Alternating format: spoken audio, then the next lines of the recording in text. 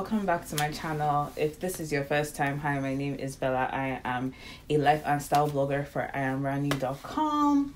If you have been here before, guys, we did here. We did here, but like we know they here, you understand? So today I am here to tell you guys my labor and delivery story. I haven't been putting it off, but it has been put off for a while just because like I'm still getting used to it. My baby is just 3 weeks old. I know. Oh my god, I can't believe I have a 3-week-old. Like I've survived. I've kept a child alive for 3 motherfucking weeks, mate. Yes, I put out my labor and delivery vlog, and I really want to appreciate you guys for watching and for being so loving and so caring towards the whole situation. I want to start this off by saying that if you know me, you know I'm a Christian, and in that whole bit of Christianity I have fallen, I have backslid several times, but I find that God just loves me. You know when they say, Jesus, you love me too much? That's literally like the story of my life. My prep for labor and delivery was quite, I feel orthodox, to be honest. I feel it was quite orthodox.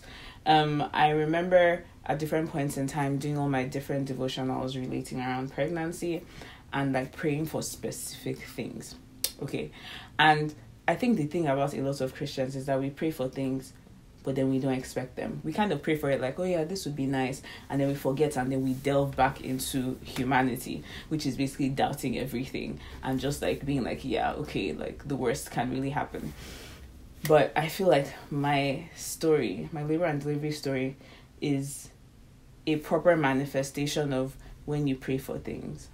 So my due date was April 3rd, but Zoe, my madam, in fact all of us is madam, came exactly 2 weeks early. So I was 38 weeks. Now, some pregnancy math or pregnancy information for you guys. Your baby can come anytime after 36, but by 38 weeks, your baby is completely full term. So in reality, from 38 weeks, anytime she comes from 38 weeks to like 42 weeks, perfectly fine. The due date is kind of more like a guesstimation. It's not even an estimation, it's like a guesstimation, and it changes over the course of your pregnancy. You can just, when your baby says, yeah, I'm finna pop, you're finna pop. So for me, one of my biggest concerns starting off when I was like maybe 36, actually when I entered my 9-month mark, was that I was going to give birth really late. Like, it's very superficial, but I was like, Zoe's grandma from his father's side, her birthday is a day after my due date. And Zoe's dad's birthday is at the end of March. My birthday is in the beginning of March. We have a lot of friends and family between that middle of March to middle of April between both of us. And one of my prayers was just like, God, I don't want her to have to share a birthday with her family member or with like her family friend or anything like that. That's what I'm telling you. Like, the things that you think that God is not paying attention to, trust me, he's paying attention to them. Getting closer and closer to my due date, like everybody was kind of calm. My doctor, if you see in the video when I was saying that my doctor lied, my doctor as well was so confident about me staying late because he was just like, yeah, you're so chilled, like everything is good, you're so low risk, like you can actually just be here, you can just did it, you understand? So in that regard, like everybody booked their flights for closer to my due date. So like a week before, Zoe's dad was supposed to come a week before my due date. My mom was supposed to come a day before my due date because everybody was like, she's still going to be here. Like, she's just going to be here. So, like, we might as well just, like, cut it closer or whatever. Obviously, that did not go according to plan. Unfortunately, that was, like, the one thing that didn't go according to plan. But I feel like there was a reason for it, and I'll get to that. On my 37 and 6 day, I was just pretty chilled. I didn't feel anything. Like, I was still just chilling. I was still feeling the regular, like, back pain and stuff like that. Nothing was really happening. I went out with my uncle to Costco, so I walked around a bit and stuff like that, just like some random shopping, because I was like, okay, yeah, my mom is coming, baby daddy's coming, and let me just just get some stuff together, just get some stuff together. I'm just gonna be chilling at home until whenever this thing just happens, so I'm like, I was just like, yes, this is just gonna happen. I'll just start feeling, I'll wake up in the night, ping, ping, ping. Yeah, no. Next day, I chilled for most of the day, filmed a video. You guys saw the video on my Instagram where I was making my padsicles. So I had a full face of makeup, filmed another video which came up before this video. If this video is out on a Thursday or Friday, then the other video I filmed right before I went into labor was up on a Tuesday. So I was filming my video, just chilling. My aunt was around with me because she was just like kind of staying around from like that 38th week. My baby's crying. She's my mommy. On that day, my aunt had my cousin 2 weeks before as well. So she had already started telling me, it can come anytime. I was like, Auntie, please. I've told God that I want my baby to come on April 3rd. That's the due date they gave me. That's when she finna come. That's when Zoe finna come. Zoe ain't finna disrespect her mama. So my aunt went out for a dentist appointment. Her dentist appointment was at 6 o'clock. So she went out at like 5:30 something. 6 o'clock on the dot, guys. I'm not making this up. I wish I was, but I am not. 6 o'clock on the dot. I got up because my battery died while I was filming my video. I got up, reached for the camera, unscrewed it to change the battery, and I felt a popping sensation. I literally felt in my stomach something go pop, like, and I just felt water rush. Now the water was probably like this much. It was enough to like soak my boxers, but you know how boxers are not thick, like they're not briefs or anything. I was just like, okay, initially I was like, my water just broke, but I was just like, no, that can't be, because like that's not the agreement, that's not the understanding. Why are you making noise? Why are you making noise? With your cute little bandana. So I'm going to have to continue this like this then. Hear her grunting and stuff. Nah, how we? But yeah, so I felt the popping sensation. My boxers like drenched. I was just like, initially I was like, yeah, my water just broke. But like the denial part of things, I was like, okay, I'm really close to my time. So maybe like my body's just getting weak. Maybe that was actually pee. But like, my mind is just like playing games. So I went upstairs. I was like, okay, do you know what? I'm just going to change. And like, if it's water, it will keep on coming out now, In my mind, I was daring my body like, yeah, I dare you to continue being in labor. I got upstairs. Another gush. I was like, okay, cool. I called baby daddy. He was like panicking, low-key, but he was trying to inform that he was calm. So then I now told him I'll call him back, called my mom, called my uncle, and then finally called my aunt. So my aunt that, I was with, or that was supposed to be at home with me, is the last person I ended up calling. Because in my mind, I'm like, okay, yeah, my water broke, but I'm not feeling any pain, so I'll probably be here for a while. And my doctor had already told me that like, oh, when you start going to labor, like wait until you're like in a lot of pain before you start coming in, rat-ta-ta-ta-ta, so that you don't like waste your money, you don't waste your time, blah, blah, blah. So in my mind, I was just going to be like, yeah, that's nice that the water broke, but we're still going to be here for a minute. My aunt rushed back home. She missed her appointment and stuff. She had to reschedule it. She came back home and she was like, nah, B, you got to go to the hospital. So in my postpartum video, I'm going to show you guys the diaper that I ended up wearing, because once your water breaks, like it keeps on flowing until you give birth to the child. So I was literally like wearing a diaper. I went into labor in my dad's like t-shirt and a full face of makeup. I wasn't even like panicking. I was just kind of like, baby daddy's not here, my mom is not here yet, like this was not the plan. So I went into the hospital thinking, okay, they'll probably just check me and then send me on my merry way. They checked me and I was already 2 centimeters dilated.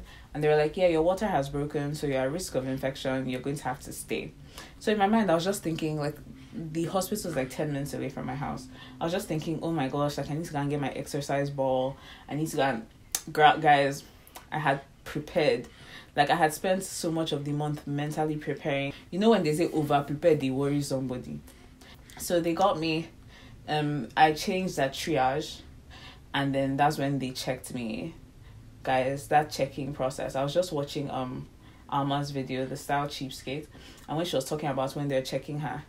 Guys, I am so thankful that my checking was minimal, because that was the most uncomfortable thing. I don't know about her, but like it almost felt like the woman was shoving her whole hand in my hoo-ha.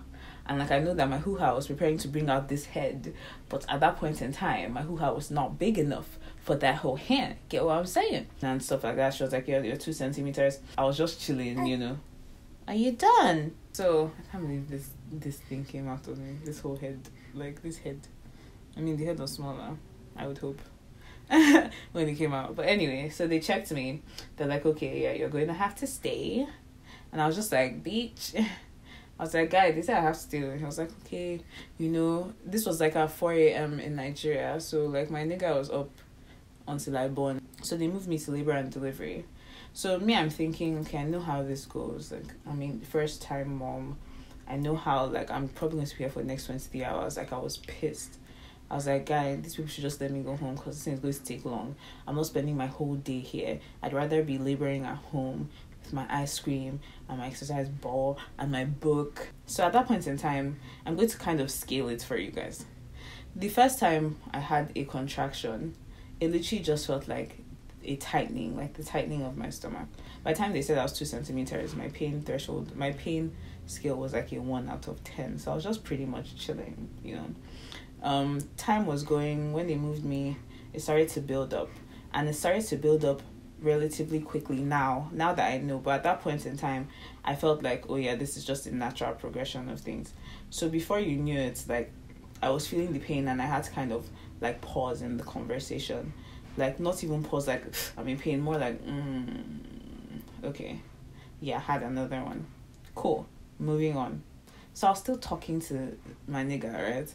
And my aunt was just there, like, laughing at me. Like, this one is in this contraction, she's talking to baby daddy. But we're just, like, talking and stuff.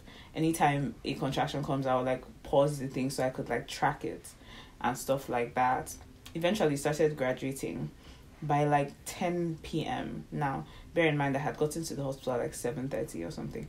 By, like, 10 p.m., I had gotten to the point where I couldn't speak through my contractions anymore, and everybody now knew when I was going into contractions, because Zoe's like heart rate would now start speeding up as I am going through contractions. So it's basically like she gave birth to herself and I gave birth to her as well. Like we experienced it together. By that time, I would like kind of just be breathing in and out, breathing. Cool. It was still not like in my mind. Like guys, now that I think about it, it was bad. Like it was pretty bad. But in my mind, I had already mentally prepared myself for the worst possible pain in life. Like, I was like, nah, this cannot be it. This is probably just the starting point. Because I was under the impression that I was going to be there for like a whole day. You get? If I had thought to myself, okay, your labor could end up being really short, like 6 hours or less, then I would not have been thinking in this mindset. But that was literally my mindset. So I was like, we go day here. Meanwhile, I have to say that from the beginning, I said I was going to get an epidural. And I said I was going to get an epidural because I don't feel the need to be a hero.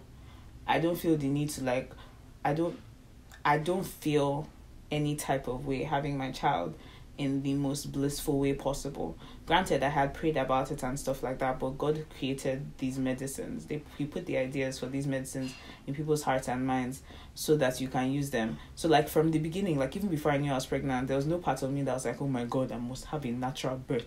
Rat-ta-ta-ta-ta. I didn't give two hoots. Like from the beginning, I was just like, yeah, I'm going to get my epidural so I can chill. As long as she's good and I'm good, guess what? It's like all my family members and stuff, they were all like, no, there's no need for that, you can do it naturally. I was like, yeah, that's fine, I know I can do it naturally, but now that I've Kukuma told you that I want the epidural. So even when I was there, if you see in the video, he was literally asking me, are you going to get an epidural? And in my mind, I'm like, my nigga, I told you I was going to get one. Just because I'm not crying and stuff doesn't mean I'm not getting an epidural. I'm still in pain. It's just that like I'm good at handling pain. So I was just breathing through it and stuff like that. At some point, at maybe like a little past 10, that's when I reached the threshold. I didn't know it was the threshold because I still thought it was going to get worse. In fact, let me explain to you what a contraction feels like, because that's one of the questions that I was asked. A contraction literally feels like you're trekking up a hill, okay? You're hiking up a hill and then you get to the top of the hill and then you're stuck on that hill for a while. Let's say you're stuck on that hill and things are biting you and stuff like that, and then eventually you go down the hill. So basically it graduates, it grows, so you know when it's coming, because it starts off small and gets to that point and you're stuck at that point where your body is just like, your insides are kind of just convulsing. It's almost like at this point in time they've rejected the child, you know, they're like, yeah, you've been there for a while but now we're over you. So your insides are literally trying to tighten and contract. Imagine you sucking in your stomach really aggressively and pushing it back out, sucking it in, pushing it back out. That's basically how it feels. So it's like a combination of menstrual pain, that sucking motion, and somebody like pinching you. So by like past 10, I had stopped tracking my contractions, because from the minute I started tracking my contractions, they were already like 2 or 3 minutes apart. So by the time I was now like at that 10:30 or 10 o'clock mark or something like that, like negotiations had actually broken down, because like I was having a contraction almost every minute. My aunt was there like pressing my back. If I knew that I was going to take that short amount of time, best believe I would have left my makeup on. People know me, you know me. My guy was just saying sorry on FaceTime, and I was just thinking, like, I remember being so polite. I'm always so polite when I'm in pain. In fact, I'm just really polite in person, so in general. So like, even though like I was thinking shut the fuck up, I was like, can you stop telling me sorry, please?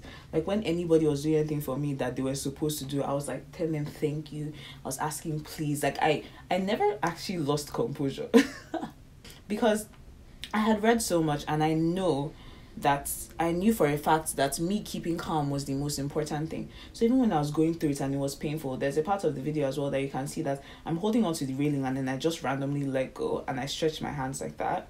Basically, there are two like hormones that are released when you're in labor. Science class. There's the endorphins, or the there's a good one, and then there's the adrenaline. Basically, you have to keep yourself calm so that the good one releases, and that's what helps you thin out your cervix. If you're hype and you're gym and you're moving and you're active, then adrenaline is released and it thickens your cervix and slows it down. So things like as simple as you clenching your fist releases adrenaline. So a lot of times when I was going through it, I had to leave my hands open. I had to just be breathing in and out, because once you start shouting, you are also, so you understand, like, there's a lot that goes into it. And I feel like for a lot of people, this whole process was like a physical thing. For me, it was more of a mental battle. It was like a mental thing where I had to keep myself like sane, and I had to remember to keep breathing, and I had to remember to not clench anything, not hold on to anything, just like let all the energy just flow out of me. At 11, they came to ask me again if I needed pain medicine. So me thinking this is probably going to get significantly worse, because I'm thinking, okay, I've only been here for like 4 hours and it went by so quick, so I'm definitely going to be here for a while. So when they were putting in the epidural and stuff, they're like, oh, this is going to hurt. In my mind, I'm like, I'm going through labor, like I'm feeling contractions.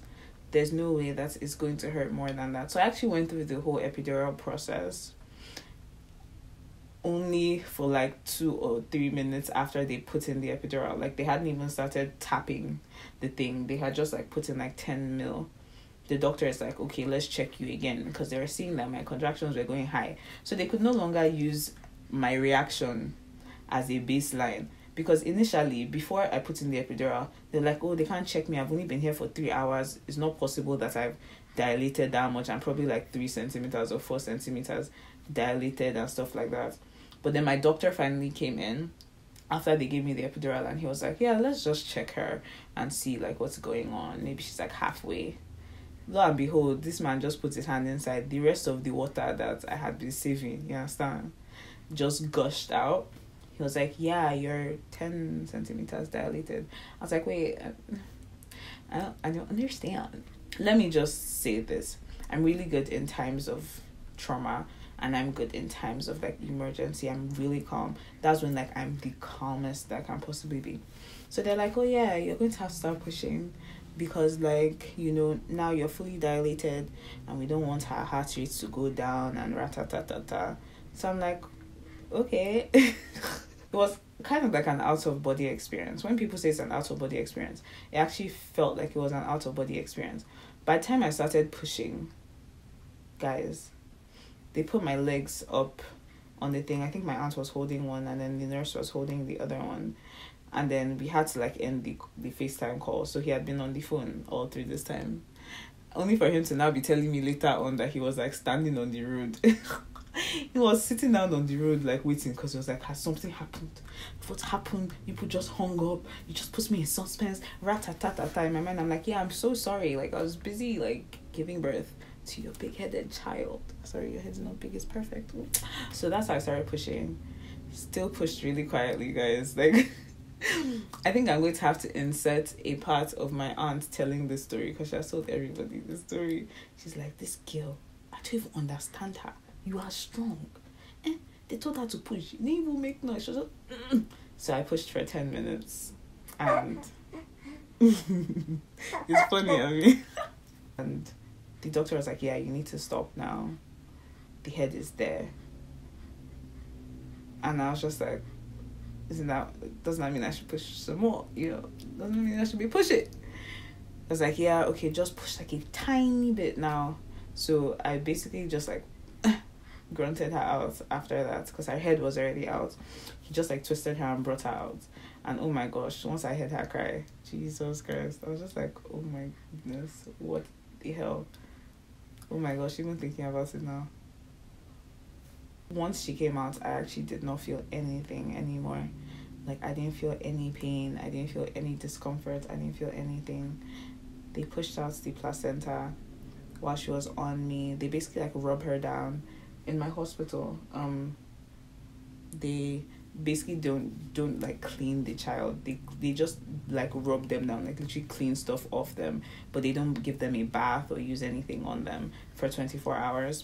So they just cleaned her. Look at her looking for my breast. Sorry, I know that was a practical joke. Don't be upset. They like rubbed her down, did her measurements and stuff, and just propped her on top of me. And I was just like, oh my gosh, this child is so friggin' tiny.